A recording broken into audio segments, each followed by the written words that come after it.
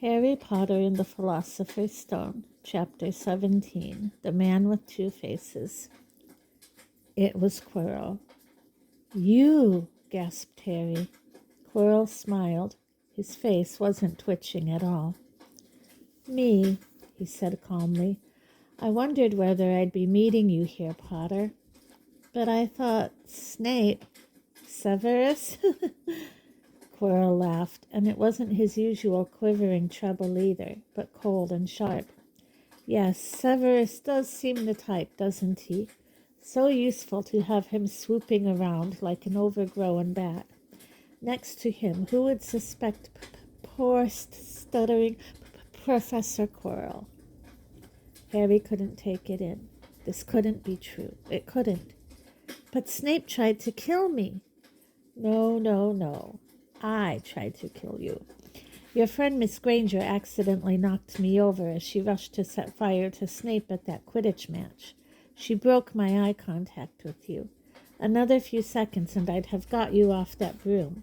I'd have managed it before then if Snape hadn't been muttering a counter curse, trying to save you." "Snape was trying to save me?" "Of course," said Quirrell coolly. "Why do you think he wanted to referee your next match? He was trying to make sure I didn't do it again. Funny, really. He needn't have bothered. I couldn't do anything with Dumbledore watching. All the other teachers thought Snape was trying to stop Gryffindor winning. He did make himself unpopular. And what a waste of time, when after all that, I'm going to kill you tonight." Quirrell snapped his fingers.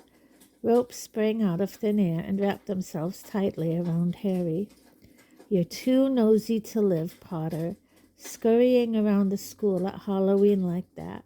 For all I knew, you'd seen me coming to look at what was guarding the stone." "You let the troll in?" "Certainly. I have a special gift with trolls. You must have seen what I did to the one in the chamber back there. Unfortunately, while everyone else was running around looking for it, Snape, who already suspected me, went straight to the 3rd floor to head me off. And not only did my troll fail to beat you to death, that 3-headed dog didn't even manage to bite Snape's leg off properly. Now, wait quietly, Potter. I need to examine this interesting mirror." It was only then that Harry realized what was standing behind Quirrell. It was the mirror of Erised. "This mirror is the key to finding the stone," Quirrell murmured, tapping his way around the frame. "Trust Dumbledore to come up with something like this. But he's in London. I'll be far away by the time he gets back." All Harry could think of doing was to keep Quirrell talking and stop him concentrating on the mirror. "I saw you and Snape in the forest," he blurted out. "Yes," said Quirrell idly, walking around the mirror to look at the back. "He was on to me by that time, trying to figure out how far I'd got. He suspected me all along, tried to frighten me, as though he could when I had Lord Voldemort on my side." Quirrell came back out from behind the mirror and stared hungrily into it. "I see the stone. I'm presenting it to my master. But where is it?" Harry struggled against the ropes binding him, but they didn't give. He had to keep Quirrell from giving his whole attention to the mirror. "But Snape always seemed to hate me so much." "Oh, he does," said Quirrell casually. "Heavens, yes. He was at Hogwarts with your father, didn't you know? They loathed each other, but he never wanted you dead." "But I heard you a few days ago, sobbing. I thought Snape was threatening you." For the first time, a spasm of fear flitted across Quirrell's face. "Sometimes," he said, "I find it hard to follow my master's instructions. He is a great wizard, and I am weak." "You mean he was there in the classroom with you?" Harry gasped. "He is with me wherever I go," said Quirrell quietly. "I met him when I traveled around the world. A foolish young man I was then, full of ridiculous ideas about good and evil. Lord Voldemort showed me how wrong I was. There is no good and evil. There is only power, and those too weak to seek it. Since then I have served him faithfully, although I have let him down many times. He has had to be very hard on me. Quirrell shivered suddenly. He does not forgive mistakes easily. When I failed to steal the stone from Gringotts, he was most displeased. He punished me, decided he would have to keep a closer watch on me. Quirrell's voice tailed away. Harry was remembering his trip to Diagon Alley. How could he have been so stupid? He'd seen Quirrell there that day, shaken hands with him in the leaky cauldron. Quirrell cursed under his breath. I don't understand. Is the stone inside the mirror? Should I break it? Harry's mind was racing. What I want more than anything else in the world at the moment, he thought, is to find the stone before Quirrell does. So if I look in the mirror, I should see myself finding it, which means I'll see where it's hidden. But how can I look without Quirrell realizing what I'm up to? He tried to edge to the left, to get in front of the glass without Quirrell noticing, but the ropes around his ankles were too tight. He tripped and fell over. Quirrell ignored him. He was still talking to himself. What does this mirror do? How does it work? Help me, master. And to Harry's horror, a voice answered. The voice seemed to come from Quirrell himself. Use the boy. Use the boy. Quirrell rounded on Harry. Yes, Potter, come here. He clapped his hands once, and the ropes binding Harry fell off. Harry got slowly to his feet. Come here, Quirrell repeated. Look in the mirror and tell me what you see. Harry walked towards him. I must lie, he thought desperately. I must look and lie about what I see, that's all. Quirrell moved close behind him. Harry breathed in the funny smell that seemed to come from Quirrell's turban. He closed his eyes, stepped in front of the mirror, and opened them again. He saw his reflection, pale and scared-looking at first. But a moment later, the reflection smiled at him. It put its hand into its pocket and pulled out a blood-red stone. It winked and put the stone back in its pocket, and as it did so, Harry felt something heavy drop into his real pocket. Somehow, incredibly, he'd got the stone. Well, said Quirrell impatiently, what do you see? Harry screwed up his courage. I see myself shaking hands with Dumbledore, he invented. I've won the House Cup for Gryffindor. Quirrell cursed again. Get out of the way, he said. As Harry moved aside, he felt the Philosopher's Stone against his leg. Dare he make a break for it? But he hadn't walked 5 paces before a high voice spoke, though Quirrell wasn't moving his lips. He lies! He lies! Potter, come back here, Quirrell shouted. Tell me the truth. What did you just see? The high voice spoke again. Let me speak to him, face to face. Master, you're not strong enough. I have strength enough for this. Harry felt as if Devil's Snare was rooting him to the spot. He couldn't move a muscle. Petrified, he watched as Quirrell reached up and began to unwrap his turban. What was going on? The turban fell away. Quirrell's head looked strangely small without it. Then he turned slowly on the spot. Harry would have screamed, but he couldn't make a sound. Where there should have been a back to Quirrell's head, there was a face, the most terrible face Harry had ever seen. It was chalk white with glaring red eyes and slits for nostrils, like a snake. Harry Potter, it whispered. Harry tried to take a step backwards, but his legs wouldn't move. See what I have become, the face said. Mirror, shadow, and vapor. I have form only when I can share another's body. but there have always been those willing to let me into their hearts and minds. Unicorn blood has strengthened me these past weeks. You saw faithful Quirrell drinking it for me in the forest, and once I have the elixir of life, I will be able to create a body of my own. Now, why don't you give me that stone in your pocket? So he knew. The feeling suddenly surged back into Harry's legs. He stumbled backwards. Don't be a fool, snarled the face. Better save your own life and join me, or you'll meet the same end as your parents.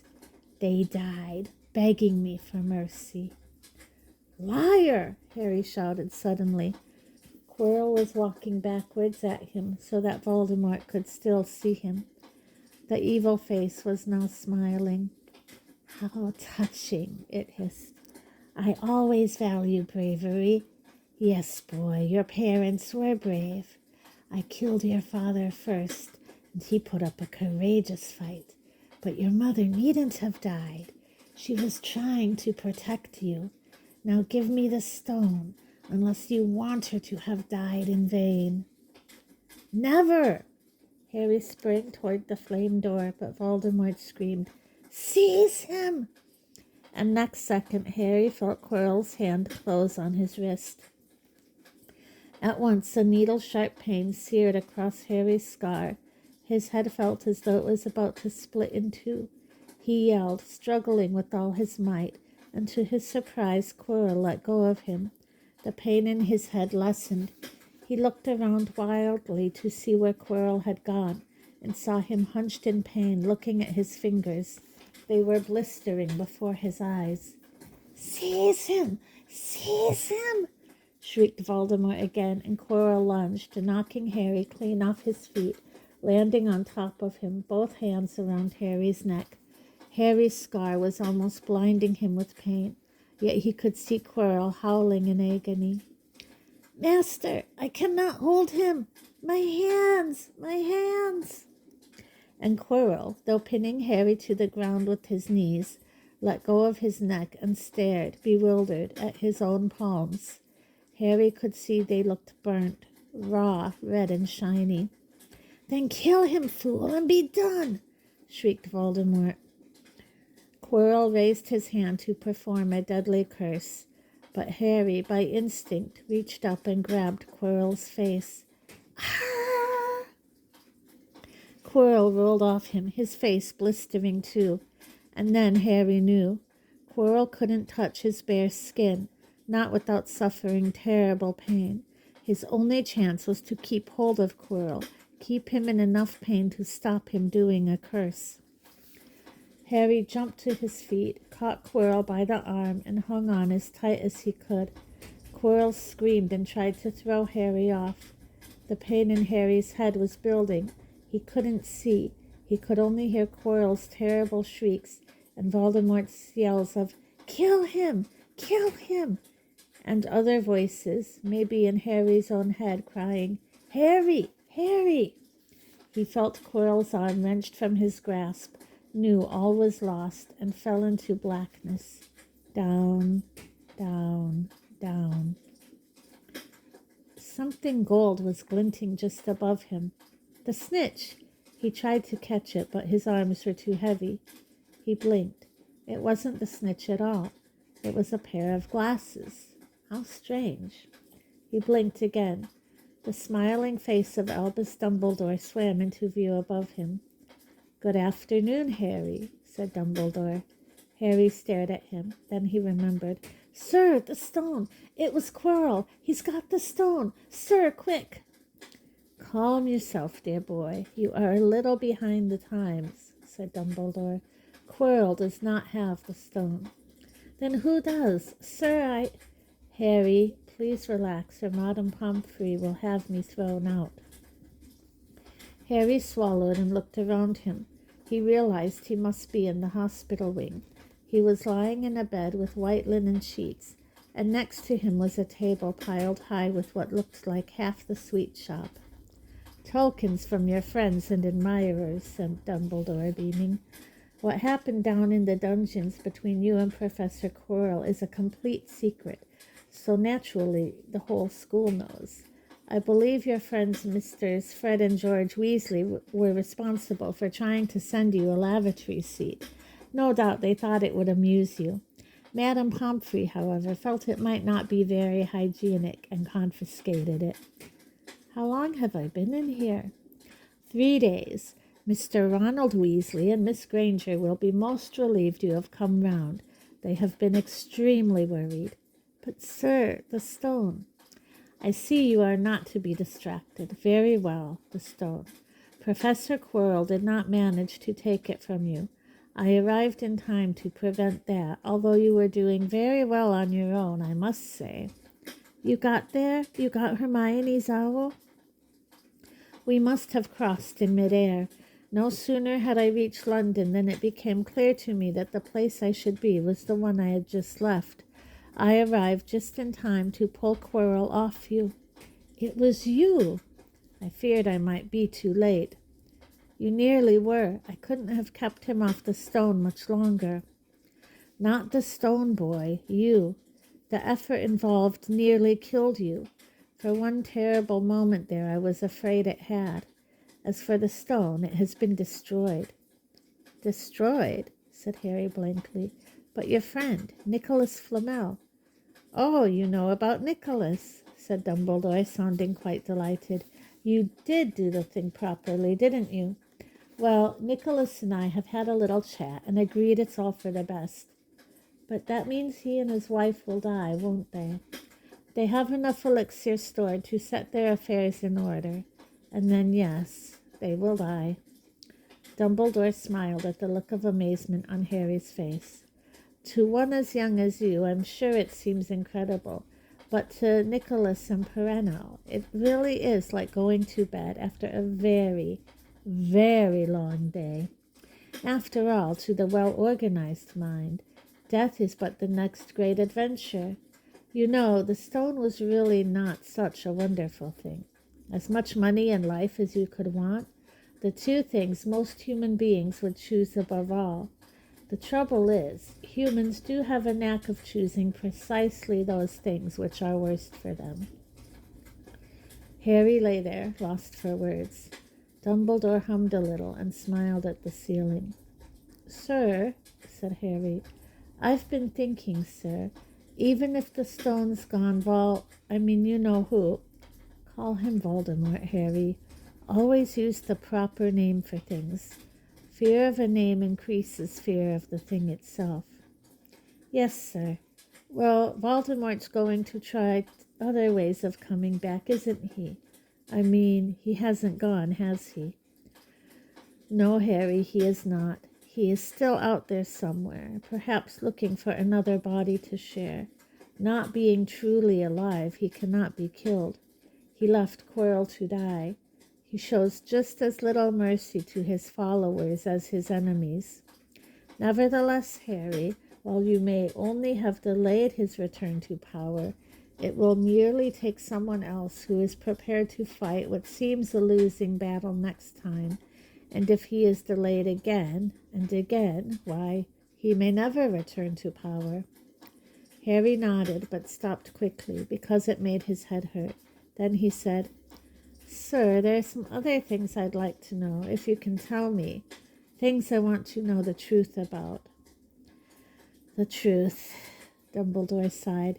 It is a beautiful and terrible thing, and should therefore be treated with great caution. However, I shall answer your questions unless I have a very good reason not to, in which case I beg you'll forgive me. I shall not, of course, lie. Well, Voldemort said that he only killed my mother because she tried to stop him killing me. But why would he want to kill me in the first place? Dumbledore sighed very deeply this time. Alas, the first thing you ask me I cannot tell you. Not today. Not now. You will know one day. Put it from your mind for now, Harry. When you are older, I know you hate to hear this. When you are ready, you will know. And Harry knew it would be no good to argue. But why couldn't Quirrell touch me? Your mother died to save you. If there is one thing Voldemort cannot understand, it is love. He didn't realize that love, as powerful as your mother's for you, leaves its own mark. Not a scar, no visible sign, to have been loved so deeply, even though the person who loved us is gone, will give us some protection forever. It is in your very skin. Quirrell, full of hatred, greed, ambition, sharing his soul with Voldemort, could not touch you for this reason. It was agony to touch a person marked by something so good. Dumbledore now became very interested in a bird out on the windowsill, which gave Harry time to dry his eyes on the sheet. When he had found his voice again, Harry said, "And the invisibility cloak, do you know who sent it to me?" "Ah, your father happened to leave it in my possession, and I thought you might like it." Dumbledore's eyes twinkled. "Useful things. Your father used it mainly for sneaking off to the kitchens to steal food when he was here. And there's something else. Fire away." "Quirrell said Snape." "Professor Snape, Harry." "Yes, him. Quirrell said he hates me because he hated my father. Is that true?" "Well, they did rather detest each other, not unlike yourself and Mr. Malfoy. And then your father did something Snape could never forgive." "What?" "He saved his life." "What?"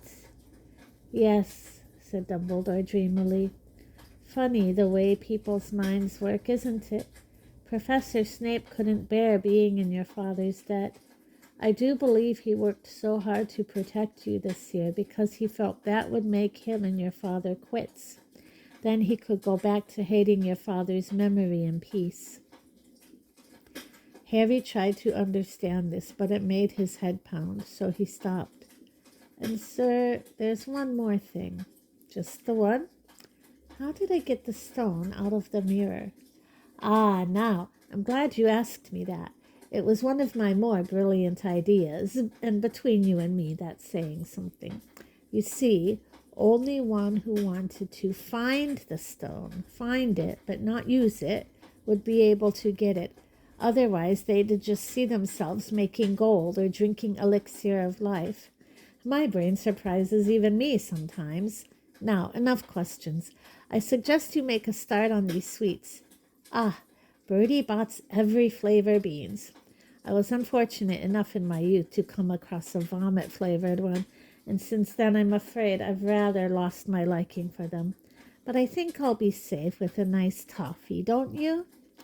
He smiled and popped the golden brown bean into his mouth.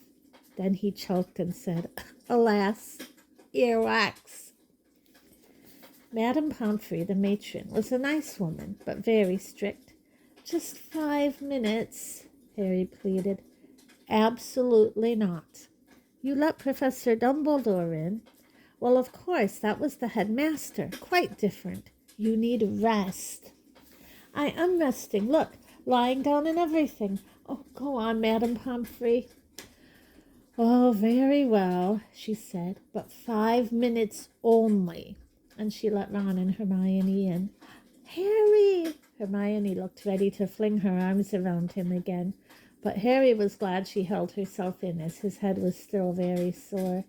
"Oh, Harry, we were sure you were going to—" Dumbledore was so worried. "The whole school's talking about it," said Ron. "What really happened?" It was one of those rare occasions when the true story is even more strange and exciting than the wild rumors. Harry told them everything: Quirrell, the mirror, the stone, and Voldemort.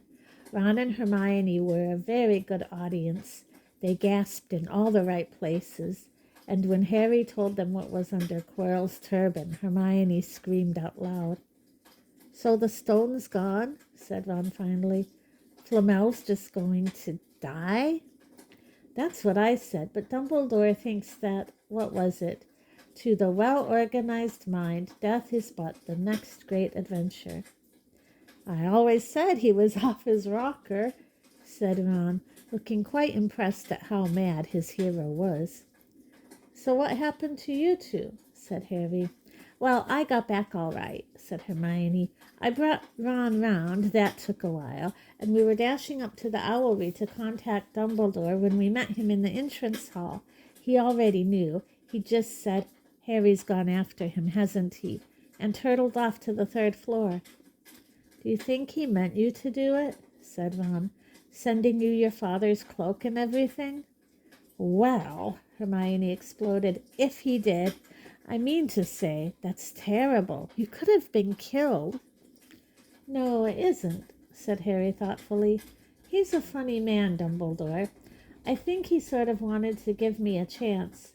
I think he knows more or less everything that goes on here, you know. I reckon he had a pretty good idea we were going to try, and instead of stopping us, he just taught us enough to help. I don't think it was an accident he let me find out how the mirror worked. It's almost like he thought I had the right to face Voldemort if I could." "Yeah, Dumbledore's barking all right," said Ron proudly. "Listen, you've got to be up for the end of your feast tomorrow. The points are all in, and Slytherin won, of course. You missed the last Quidditch match. We were steamrollered by Ravenclaw without you, but the food'll be good." At that moment, Madame Pomfrey bustled over. "You've had nearly 15 minutes. Now out," she said firmly. After a good night's sleep, Harry felt nearly back to normal. "I want to go to the feast," he told Madame Pomfrey as she straightened his many sweet boxes. "I can, can't I?"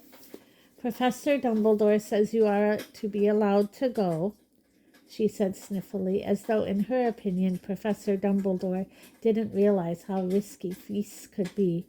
"And you have another visitor." "Oh, good," said Harry. "Who is it?" Hagrid sidled through the door as he spoke. As usual, when he was indoors, Hagrid looked too big to be allowed. He sat down next to Harry, took one look at him, and burst into tears. "It's all my fault," he sobbed, his face in his hands. "I told the evil Git how to get past Fluffy. I told him. It was the only thing he didn't know, and I told him. You could have died, all for a dragon egg. I'll never drink again. I should be chucked out and made to live as a muggle." "Hagrid," said Harry, shocked to see Hagrid shaking with grief and remorse, great tears leaking down into his beard. "Hagrid, he'd have found out somehow. This is Voldemort we're talking about. He'd have found out even if you hadn't told him." "You could have died," sobbed Hagrid. "And don't say the name." "Voldemort!" Harry bellowed, and Hagrid was so shocked he stopped crying. "I've met him, and I'm calling him by his name. Please cheer up, Hagrid. We saved the stone. It's gone. He can't use it. Have a chocolate frog. I've got loads." Hagrid wiped his nose on the back of his hand and said, "That reminds me. I've got you a present."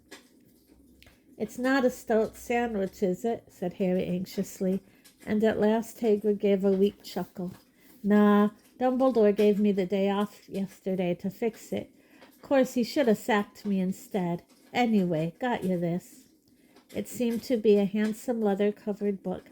Harry opened it curiously. It was full of wizard photographs. Smiling and waving at him from every page were his mother and father. "Sent owls off to all your parents' old school friends asking for photos. Knew you didn't have any. Do you like it?" Harry couldn't speak, but Hagrid understood. Harry made his way down to the end of your feast alone that night. He had been held up by Madame Pomfrey's fussing about, insisting on giving him one last checkup, so the great hall was already full. It was decked out in the Slytherin colors of green and silver to celebrate Slytherin's winning the House Cup for the 7th year in a row. A huge banner showed the Slytherin serpent covered the wall behind the high table. When Harry walked in, there was a sudden hush, and then everybody started talking loudly at once. He slipped into a seat between Ron and Hermione at the Gryffindor table and tried to ignore the fact that people were standing up to look at him.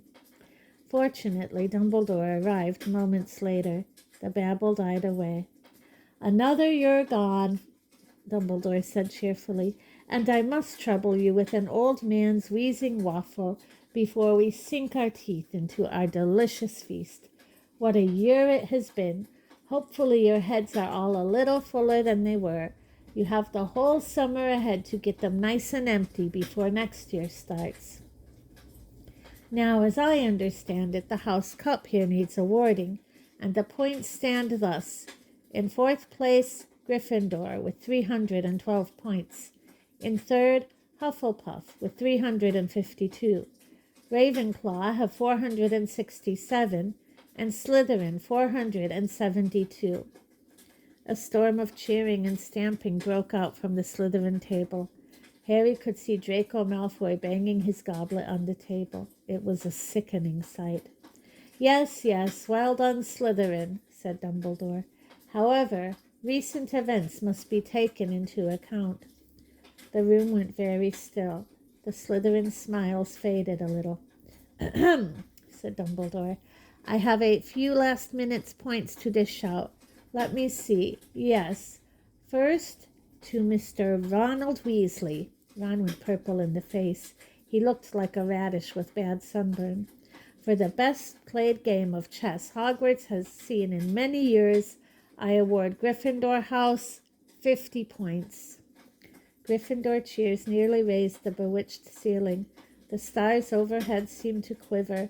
Percy could be telling the other prefects, My brother, you know, my youngest brother, got past McGonagall's giant chess set.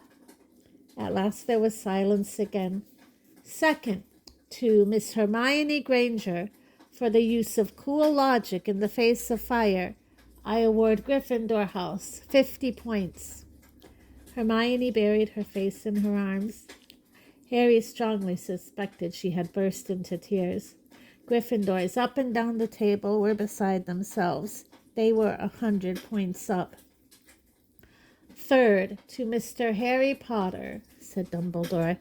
The room went deadly quiet. For pure nerve and outstanding courage, I award Gryffindor House 60 points. The din was deafening. Those who could add up while yelling themselves hoarse knew that Gryffindor now had 472 points, exactly the same as Slytherin. They had drawn for the House Cup. If only Dumbledore had given Harry just one more point. Dumbledore raised his hand. The room gradually fell silent. There are all kinds of courage, said Dumbledore, smiling. It takes a great deal of bravery to stand up to our enemies, but just as much to stand up to our friends. I therefore award 10 points to Mr. Neville Longbottom. Someone standing outside the great hall might well have thought some sort of explosion had taken place, so loud was the noise that erupted from the Gryffindor table. Harry, Ron, and Hermione stood up to yell and cheer as Neville, white with shock, disappeared under a pile of people hugging him. He had never won so much as a point for Gryffindor before. Harry, still cheering, nudged Ron in the ribs and pointed at Malfoy, who couldn't have looked more stunned and horrified if he just had the body bind curse put on him. Which means, Dumbledore called over the storm of applause, for even Ravenclaw and Hufflepuff were celebrating the downfall of Slytherin, we need a little change of decoration. He clapped his hands. In an instant, the green hangings became scarlet and the silver became gold. The huge Slytherin serpent vanished, and a towering Gryffindor lion took its place. Snape was shaking Professor McGonagall's hand with a horrible forced smile. He caught Harry's eye, and Harry knew at once that Snape's feelings towards him hadn't changed one jot. This didn't worry Harry. It seemed as though life would be back to normal next year, or as normal as it ever was at Hogwarts. It was the best evening of Harry's life, better than winning at Quidditch or Christmas or knocking out mountain trolls. He would never, ever forget tonight. Harry had almost forgotten that the exam results were still to come, but come they did. To their great surprise, both he and Ron passed with good marks. Hermione, of course, came top of the year. Even Neville scraped through, his good herbology mark making up for his abysmal potions one. They had hoped that Goyle, who was almost as stupid as he was mean, might be thrown out, but he had passed too. It was a shame, but as Ron said, you couldn't have everything in life. And suddenly their wardrobes were empty, their trunks were packed. Neville's toad was found lurking in a corner of the toilets. Notes were handed out to all students, warning them not to use magic over the holidays. I always hope they'll forget to give us these, said Fred Weasley sadly. Hagrid was there to take them down to the fleet of boats that sailed across the lake. They were boarding the Hogwarts Express, talking and laughing as the countryside became greener and tidier, eating Bertie Bott's every flavor beans as they sped past Muggle towns, pulling off their wizard robes and putting on jackets and coats, pulling into platform 9 3/4 at King's Cross Station. It took quite a while for them all to get off the platform.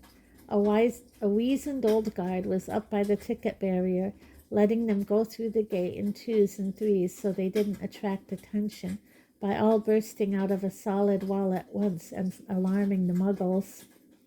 You must come and stay this summer, said Ron. Both of you. We'll send you an owl. Thanks, said Harry. I'll need something to look forward to. People jostled them as they moved forwards towards the gateway back to the Muggle world. Some of them called, Bye, Harry. See you, Potter. Still famous, said Ron, grinning at him. Not where I'm going, I promise you, said Harry. He, Ron, and Hermione passed through the gateway together. There he is, Mom, look. There he is. It was Ginny Weasley, Ron's younger sister, but she wasn't pointing at Ron. Harry Potter, she squealed. Look, Mom, I can see. Be quiet, Ginny, and it's rude to point. Mrs. Weasley smiled down at them. Busy year, she said. Very, said Harry. Thanks for the fudge and the jumper, Mrs. Weasley. Oh, it was nothing, dear. Ready, are you? It was Uncle Vernon, still purple-faced, still mustached, still looking furious at the nerve of Harry, carrying an owl in a cage in a station full of ordinary people. Behind him stood Aunt Petunia and Dudley, looking terrified at the very sight of Harry. You must be Harry's family, said Mrs. Weasley. In a manner of speaking, said Uncle Vernon. Hurry up, boy, we haven't got all day. He walked away. Harry hung back for a last word with Ron and Hermione. See you over the summer, then. Hope you have a good holiday, said Hermione, looking uncertainly after Uncle Vernon, shocked that anyone could be so unpleasant. Oh, I will, said Harry, and they were surprised at the grin that was spreading over his face. They don't know we're not allowed to use magic at home. I'm going to have a lot of fun with Dudley this summer.